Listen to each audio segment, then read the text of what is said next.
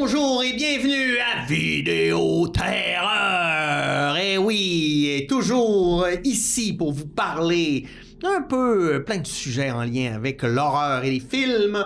Toujours avec l'extraordinaire Jimmy Francard. Salut Jimmy. Salut Pierre. Et cette semaine, on va parler de Clive Barker et de son influence. Clive Barker qui est un artiste multidisciplinaire, n'est-ce pas, Jimmy? Tout à fait. Ben, en fait, justement, tu sais, je me demandais toujours comment on allait l'introduire. Je pense que tu le fais bien. Tu sais, on peut pas nécessairement parler d'un réalisateur, d'un écrivain. C'est beaucoup de choses. Donc, appelons ça un artiste qui va naître à Liverpool en 1952. OK.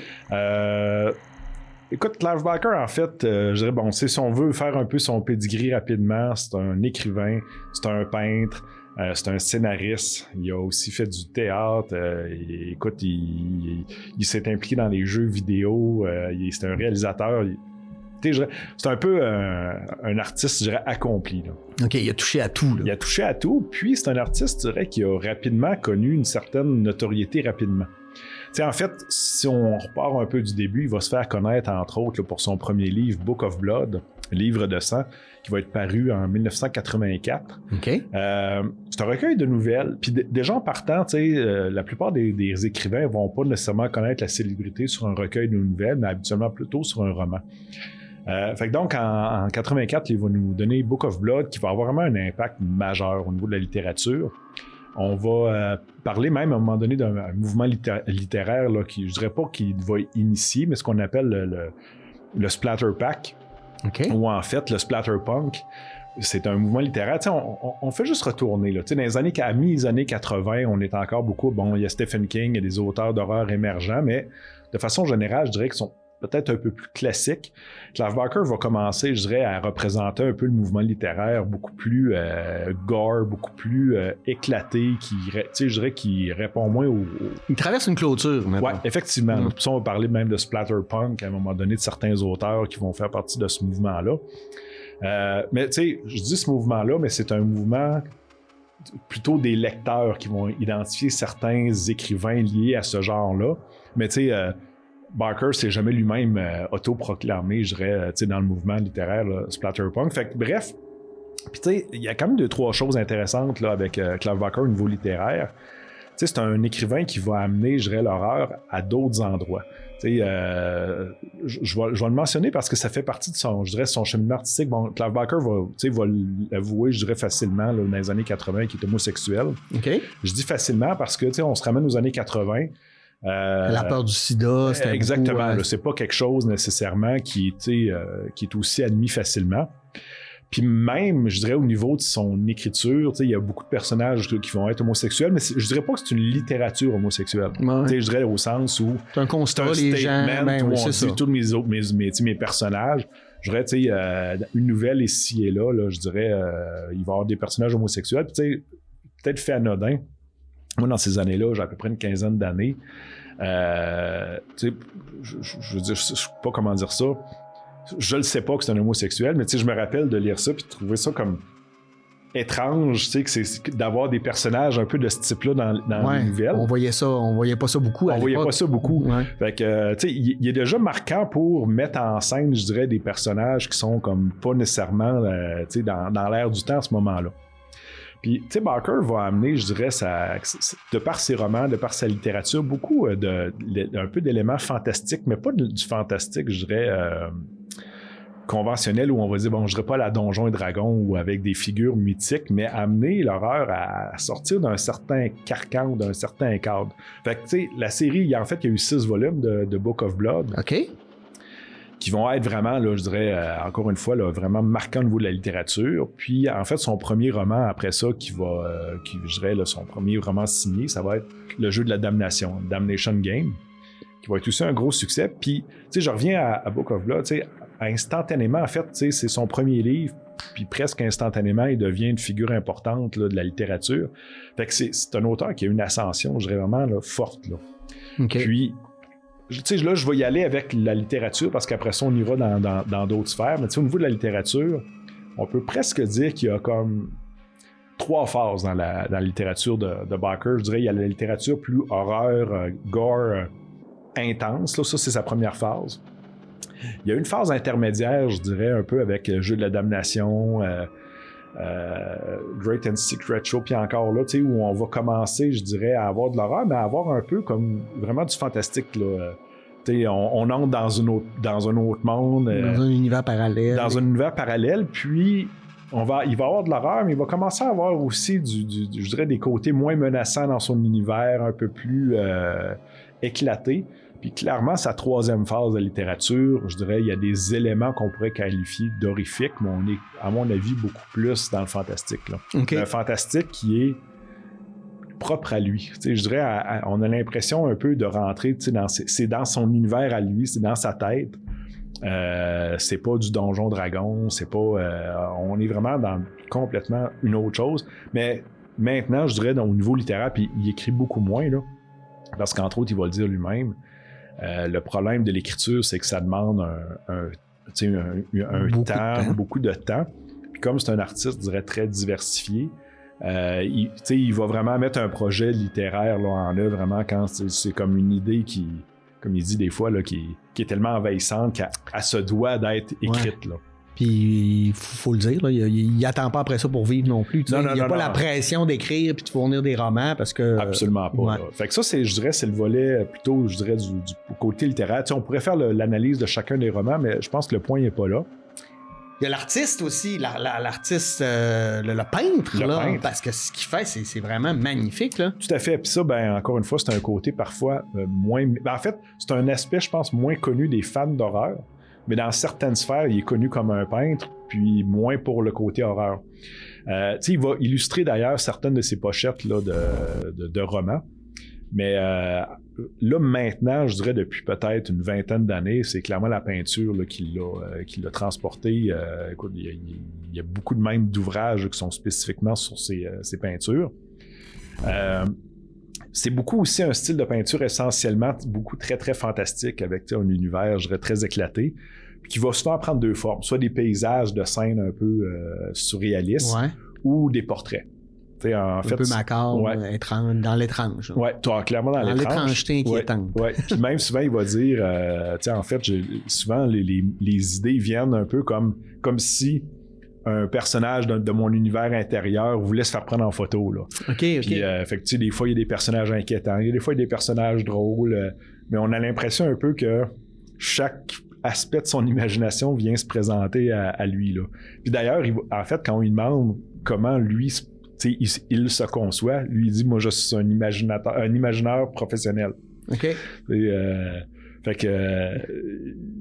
en fait, puis sa démarche artistique, c'est intéressant parce que j'écoutais quelque chose récemment, puis il disait, en fait, il dit, j'ai beaucoup d'idées, mais il dit, la première chose, il faut que j'essaie de voir cette idée-là, elle va être transposée comment?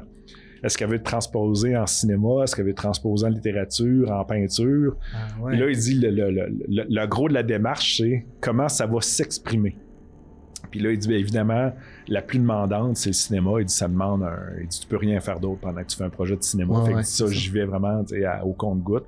Même chose de la littérature, mais il dit, la peinture, c'est ce qui a probablement qui me permet de créer le plus rapidement quelque chose. Oui, parce qu'il décolle, puis en un après-midi, il peut faire un tableau. Tout à fait, là. Fait que c'est intéressant de voir sa démarche. Fait que oui, clairement, c'est un peintre, puis c'est aussi... Un cinéaste.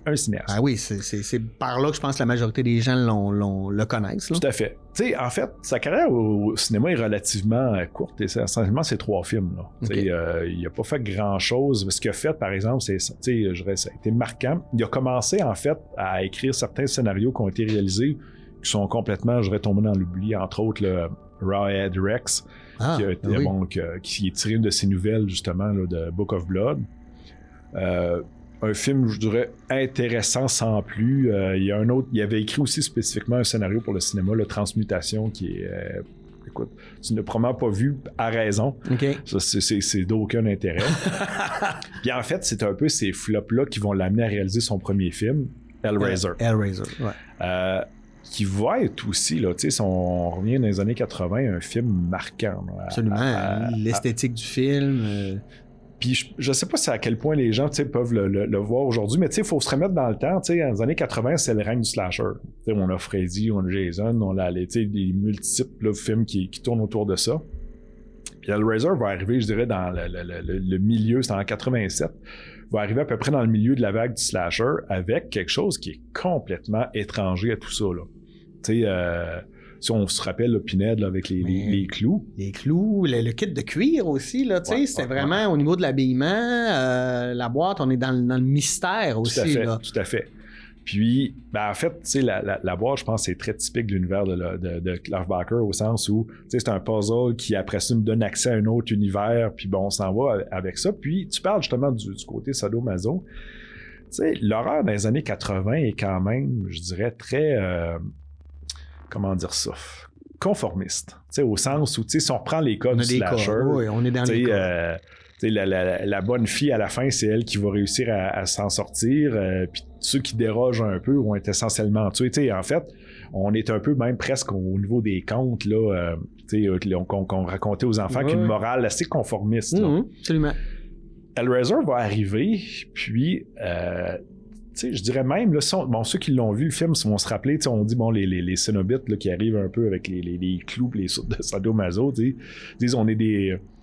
vont se présenter comme, je dirais, presque comme des serviteurs du bien en disant, nous, on ouvre les portes du royaume du plaisir, mais c'est toute l'ambiguïté, parce qu'en fait, quand on regarde, je dirais, objectivement, ils sont tout déchirés, on n'associe pas ça au plaisir, mais il y a toute la notion de sadomaso que ce qui peut être perçu comme souffrant peut être plaisir. Fait qu'on tombe dans un univers qui n'est pas nécessairement blanc-noir. Même à la rigueur, les Cénobites, on sait jamais si sont bien intentionnés puis que c'est réellement leur notion du plaisir. On sait jamais si est-ce que c'est de la méchanceté? Est-ce que c'est tellement quelque chose d'étranger? Une espèce de nuance malsaine. Là. Tout à fait. Puis c'est ça l'univers de Barker, c'est rien est vraiment bien, mal. On est toujours dans une question de perception.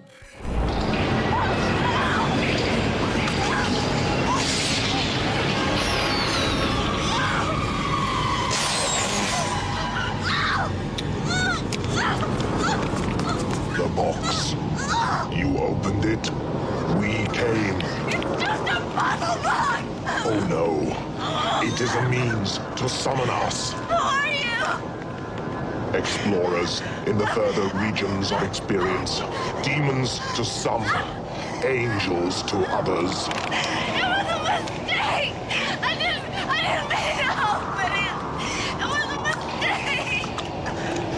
You can... Oh, We can't. Not alone. You solved the box. We came. Now you must come with us. Taste our pleasures. please!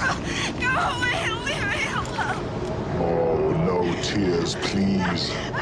It's a waste of good suffering. Wait! Please wait! No time for argument. Fait que c'est quelque chose, il a ouvert, je dirais, puis même, je dirais, un certain ricochet sur la sexualité, je dirais, moins conventionnelle. C'est tout ça, Hellraiser. Fait que dans les années 80, ça a comme, je dirais, choqué les gens, pas juste parce que le film était quand même gore puis intense, mais tout le rapport aussi à sexualité un peu pas claire, les repères bons, mauvais sont pas nécessairement là. On ne sait pas les gens les placer dans des petites boîtes bien précises. Fait que Hellraiser va avoir vraiment un impact fort. On sort à quelque part de la tradition judéo-chrétienne, du bien du mal. Ouais. Là, tout est plus nuancé, mais en même temps, ça amène aussi des réflexions sur le bien et le mal, parce que on peut bien en parler, là, mais les religions nous disaient on veut le bien, mais ils faisaient souvent le mal. Tout à fait. Puis, justement, quand je ne me souviens plus à quel moment exactement, mais dans la première scène où on voit les Cénobites arriver, ils vont se présenter en disant on est des anges pour certains puis des démons pour d'autres. De toute l'ambiguïté, en fait, des personnages où on ne sait pas nécessairement les classer dans quoi. En fait, ça dépend de la personne qui est l'interlocuteur à la rigueur, là, tu sais. Bon, après ça, ils vont créer en fait 2 autres films. Là. Il va y avoir Nightbreed, qui va être une adaptation de son roman Cabal. Tu sais, en fait, au cinéma, ça n'a pas nécessairement été facile, là, je dirais, parce que les studios ne comprenaient pas la démarche artistique de Barker. Je peux comprendre qu'ils ne comprenaient pas. Tu sais, fait qu'ils ont souvent essayé de... En fait, lui, il a réalisé ce film-là, Mais les studios, souvent, ils se sont un peu emparés du film au montage pour essayer de les rendre un peu plus conventionnels. Ce qui a probablement, je dirais, à quelque part tué sa carrière en termes de réalisateur, parce que de par sa popularité, les gros studios ont voulu se l'approprier, mais en même temps, ils n'ont jamais respecté le produit final. Ce qui fait qu'ils ont fait des produits un peu dénaturés, fait que les fans ne se retrouvaient pas, les gens à l'extérieur ne comprenaient pas. En voulant ménager la chèvre et le chou, on crée comme une troisième voie qui intéresse personne. Exactement. Puis en fait, le film ensuite, ça va être Lord of Illusion, qui va souffrir à peu près des mêmes trucs. Là, on est vraiment plus dans son univers fantastique, horreur. Puis encore une fois, les studios vont, je dirais, charcuter ces films-là, ce qui fait que personne, en fait, s'y retrouve. Puis Barker a comme un peu, je dirais, été désillusionné face un peu, là, justement, là, au côté studio. Là. Mais est-ce qu'il y a quand même des éléments intéressants dans ces deux films? Ah oui, clairement. Mais tu sais, c'est la beauté maintenant du Blu-ray DVD. Ouais. Les versions ont été restaurées avec les montages d'origine. Fait que maintenant, si on veut voir Lord of Illusion, on va le voir le montage comme il était prévu. Nightbreed aussi, même s'il y a des scènes qui ont été un peu, je dirais, endommagées là, par le montage, on a réussi à recréer là, des versions qui sont quand même relativement fidèles. Fait que je dirais le cinéphile aujourd'hui est capable d'aller chercher ça, mais ça, à l'époque, on n'avait pas nécessairement ces options-là. Quand on les écoute, mettons les deux versions, on fait-tu OK, est-ce qu'on comprend mieux? Oui, parce qu'elles sont plus longues. Tu comprends qu'elles sont plus longues. Il y a des éléments de narration qui sont là, qui fait qu'on a un peu plus accès au contexte. Les personnages sont un peu mieux développés. C'est difficile de comprendre des fois la mentalité des studios. Jusqu'à quel point, tu sais... Oui, puis le travail du monteur, là, des fois, là, pour les gens qui connaissent pas ça, on se dit, ouais, ben là, tu sais, mais le monteur, il peut faire de la magie avec un film, là. Il y a un cas dernièrement, là, le film de la Justice League de Zack Snyder, là, qu'on a aimé ou pas, mais qui a été repris par un autre réalisateur, puis t'écoutes le montage de Joss Whedon, puis t'écoutes le montage, puis c'est deux films totalement différents, avec les mêmes scènes ou à peu près, parce que le monteur il est capable de jouer aussi avec les codes, puis ça a une importance. Puis à l'époque, les studios ne voulaient pas nécessairement que les réalisateurs soient là avec le monteur parce qu'ils voulaient que ça passe ou pas. Là. Tout à fait, puis c'est un bel exemple. Tu sais, bon, on va prendre un film qu'on a vu souvent à plusieurs reprises, Dawn of the Dead. Tu sais, il y a essentiellement trois versions. La version cinéma, il y a la version européenne qui va avoir été remontée par Argento avec la musique des Gobelins, puis la version longue. Puis, tu sais, en fait, comme tu le dis, bon, essentiellement, des fois, il y a des scènes qui sont ajoutées, enlevées, mais peu importe. Tu sais, je vais prendre la version d'Argento qui est vraiment, tu sais, ça va vite, c'est plus action, les longueurs de Dawn of the Dead ont été enlevées. C'est un autre feeling complètement que la version cinéma. Fait que oui, le monteur a un pouvoir, je dirais, de changer le rythme, la cadence du film. Même l'histoire à la rigueur, parce que en écourtant des choses, on comprend moins certaines autres ou on met à l'avant-plan certaines choses. Ouais. Aujourd'hui, il fait quoi, Clive Barker? Ben là, en fait, là, je te dirais, il oscille beaucoup entre la peinture, je pourrais dire, la majorité de son temps. Puis, il y a toujours un projet là, de roman là, qui est en cours, sauf que je te dirais peut-être maintenant, il nous donne un roman peut-être aux 5 ans. Mais plus vieux aussi. Aussi, mais la peinture, c'est vraiment son grand maintenant amour. Je dirais, il crée même compulsivement des toiles. Puis, tu sais, je pense que c'est... En fait, je pense que, tu sais, on le voit en entrevue là, récemment, je pense qu'il est rendu à un stade où c'est un artiste, je dirais, qui est complètement, je dirais, satisfait au sens où... Il est assumé. Oui, puis il peut se lever le matin en disant, OK, tu sais, m'amuse, m'amène-nous.